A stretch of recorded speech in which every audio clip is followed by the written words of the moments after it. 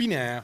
I carabinieri hanno scoperto e messo fine a un ricatto durato settimane ai danni di una giovane di Martellago, arrestando una sua conoscente. La 26enne, finita in manette, pretendeva 10 euro al giorno per tacere su un presunto tradimento commesso dall'amica nei confronti del proprio ragazzo. Dopo la denuncia della vittima dell'estorsione, i militari si sono appostati per assistere alla consegna del denaro in un bar della zona. L'autrice del ricatto è stata bloccata e portata in caserma.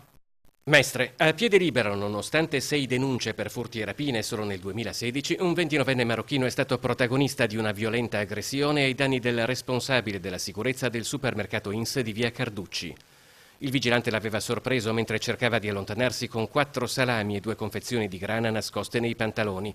Al richiamo, il ladro ha reagito tempestando la guardia di pugni al torace.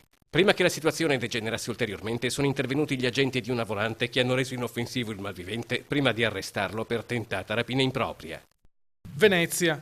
È ripartita alla volta di Ancona la nave scuola Amerigo Vespucci per proseguire la campagna navale organizzata in occasione dell'85° anniversario del varo della nave. Sulla nave più ricca di storia della Marina Militare, nel corso delle 3 giorni di sosta effettuate nel capoluogo veneto, è stato registrato il dato record di oltre 18.500 visitatori, adulti e bambini provenienti da diverse località che sono stati accolti dall'equipaggio e hanno avuto la possibilità di ammirare il fascino eterno dello splendido veliero.